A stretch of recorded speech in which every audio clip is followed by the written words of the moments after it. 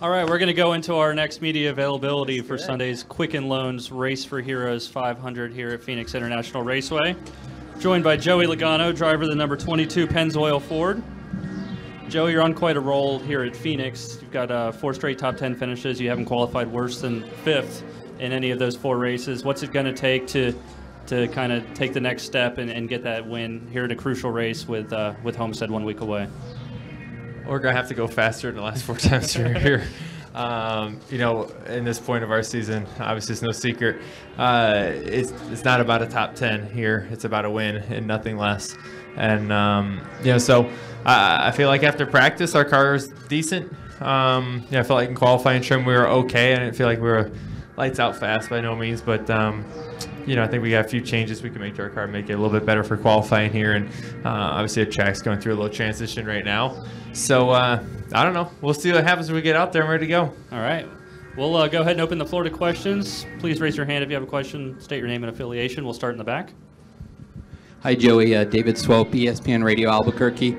Seems like the last couple weeks you've been like public enemy number 1. How has that brought the team together and make you want to go out there and actually get this race victory and make it to the Final 4? I always don't let it affect us. I think we're a very close team. This 22 team is, and we stay focused in on our job. We don't let someone take our mind or our focus off of what it should be, which is winning races. So we don't let things get to us. As a race team, I think we're very strong and a very mature team to be able to just kind of look past that stuff and focus on what it takes to win these races. Do we have any other questions? We'll go in the back to Bob, and then we'll go to Jeff and Dustin. Bob Pockers, ESPN. How good do you feel about it? Chances to win here? You've led laps, but nobody's really been able to touch Harvick. Obviously the 4 car is fast here. I've rewatched this spring race here a couple times, and he was lights out fast for sure, really fast. And he's been like that the last few times here, and from looking at race trim practice, the 41 looks fast as well this weekend. So we got our work cut out for sure. It's not going to be easy, but like we've seen plenty of times in these races, especially recently, you never know what's going to happen. So we just got to try to make our car as fast as we can here tomorrow, qualify as good as we can tonight, and just run our race. Obviously strategy comes into play here a lot. A lot of people take 2 tires to 4 tires, and that strategy call will definitely be played by multiple cars at some point. So having the right strategy, having good restarts, keeping yourself in the game here and going for that win at the end is going to be super important. And, yes, that car has been the fastest one here the last few times, but a lot of times the fastest car doesn't always win.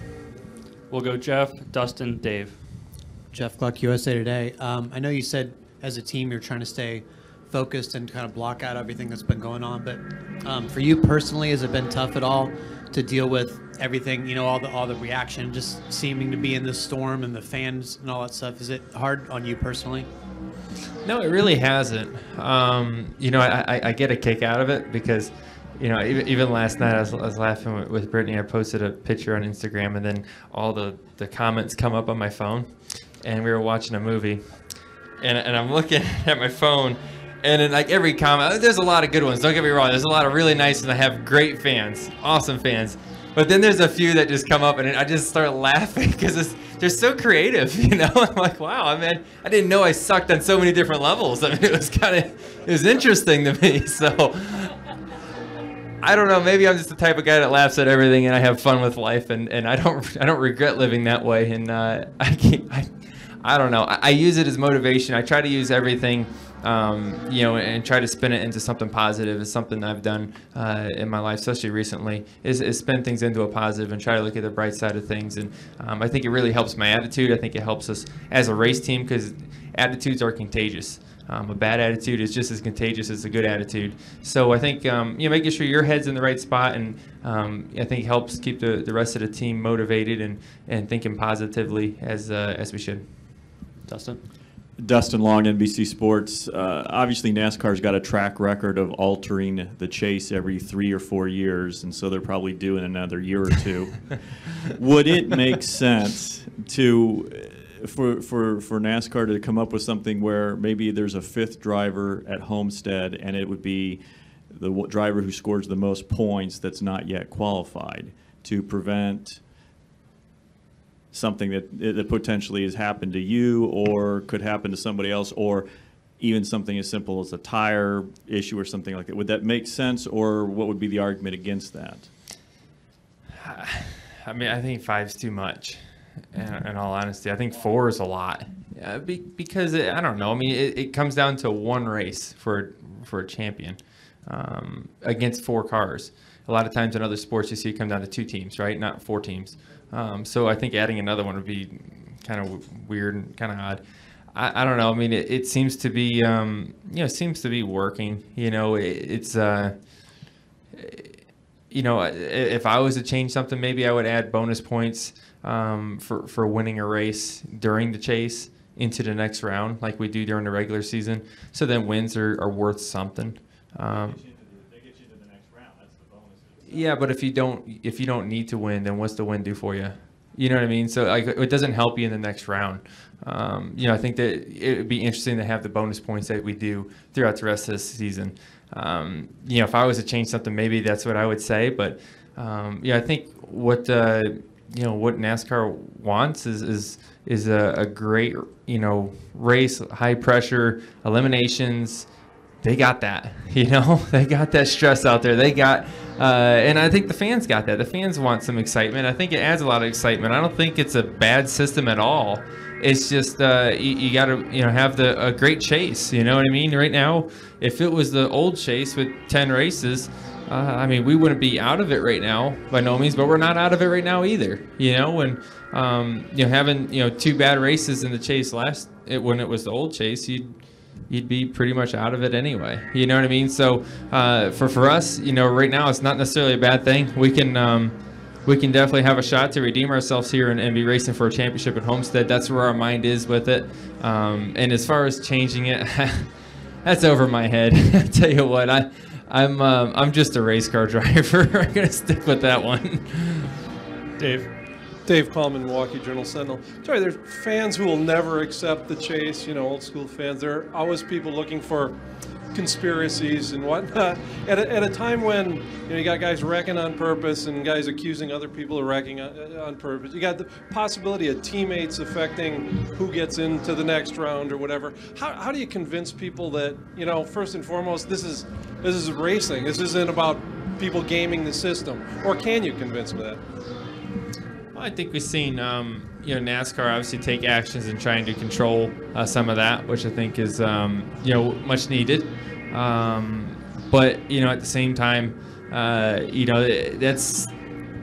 that's the drama that this is going to create. You know what I mean?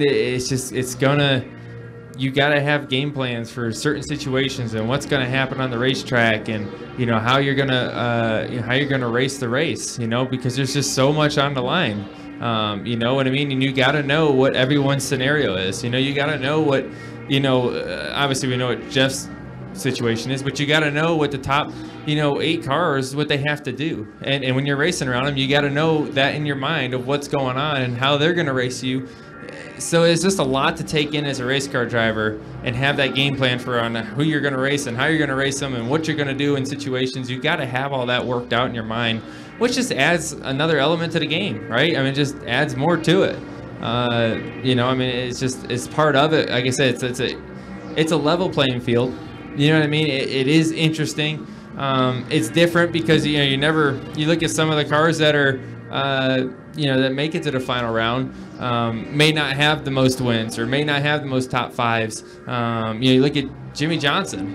He's had 5 wins this year. And he's knocked out in the first round. You know what I mean? So it's kind of interesting to look at it from that standpoint. But it is what it is. I think it puts on a great race for everyone to watch, something interesting for everyone to watch, and so I don't see anything bad with it. We'll go over here and then come up to Clary. Jonathan Merriman, NASCAR.com. Joey, when you rattled off those 3 wins in a row, I think everybody looked at that as maybe a championship-type moment. Have you guys talked about maybe creating a championship-type moment for yourselves here in Phoenix and making it to that next round, and how much I guess how much important would that moment, I guess, be to you guys and the team? I mean, if we win this weekend, it's the biggest win of the year. You know what I mean? Up to this point, obviously, I mean, Daytona 500, big win, right? But winning here at Phoenix, what it would do to set us up for racing for a championship at Homestead would be the biggest win of the year. And like I said, that's what this point system brings. You know what I mean? It makes every moment the Daytona 500 moment. It makes it that big of a deal to get through to win a race like that. And we've seen, Kevin do it here last year. Those wins mean a lot because everything's on the line, and there's only one way to get through. So I think that's kind of interesting, and it would make this win, biggest win of my career if we were able to do it. So it's just that's what these races come down to. Such a big deal. We'll come up here to Claire. Claire Belang, Sirius XM NASCAR Radio. You've been racing for a long time, and you're a young guy. Who prepared you, or how does a racer like you get prepared for all of this, the mental side of it, the social media, the confrontation back and forth, and everything that's happened? How do you prepare to handle that? Because the race car driving part of it is the part that probably is the easier part. It is sometimes, actually. I just think, growing up, racing, you're around situations a lot. You've raced in different scenarios and things that happen. So you learn a little bit then. Obviously, you're really young then, so you don't really know exactly what you're doing, but you're just kind of going with it, and you learn from your mistakes.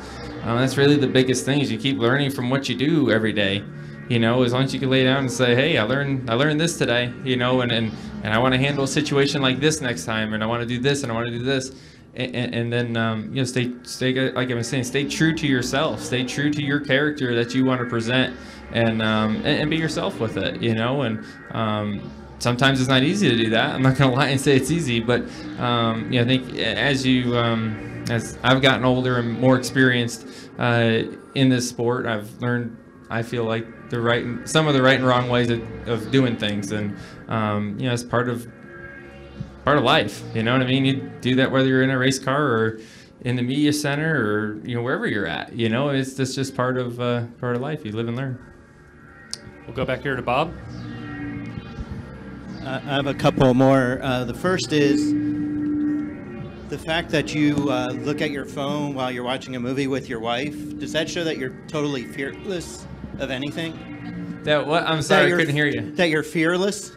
That I'm fearless? Yeah, if you're going to look at your phone while watching a movie with your wife.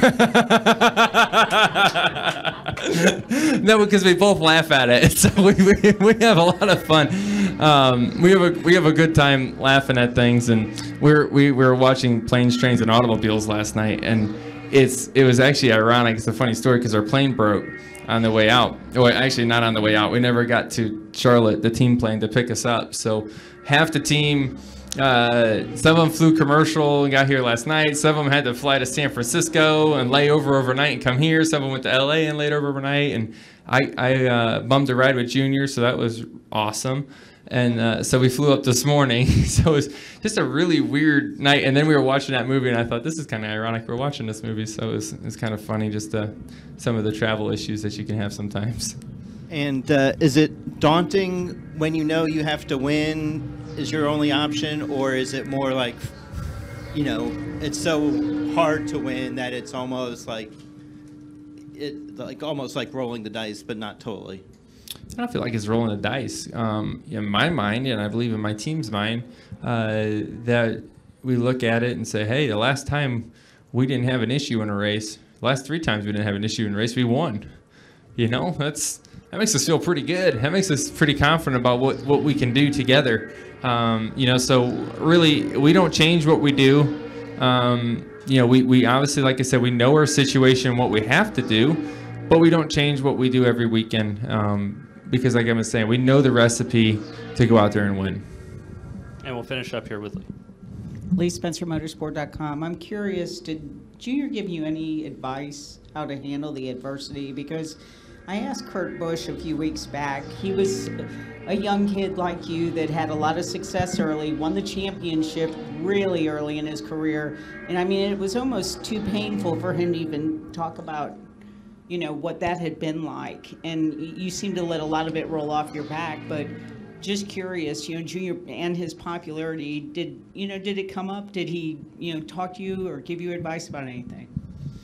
No, we didn't really talk about that at all. We just wrote up there. I think Truex was on there, and their girlfriends and fiancés were there, and I was hanging out. I was fifth wheeling it, just hanging out up there and talking. They had the dogs on there. The dogs were cool. One of the dogs got sick. That wasn't so cool. It was a little stinky, but it was all right. It was okay. But we didn't really didn't talk about racing much at all.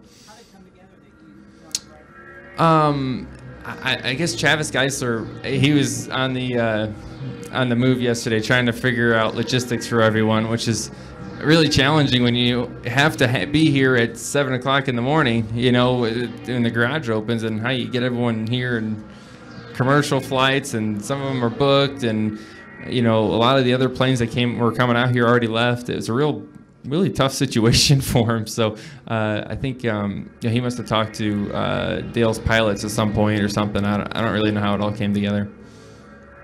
But it came together. That's the big part that matters. All right, Joey, thank you, and good luck this Sunday. Great. Thank you, guys.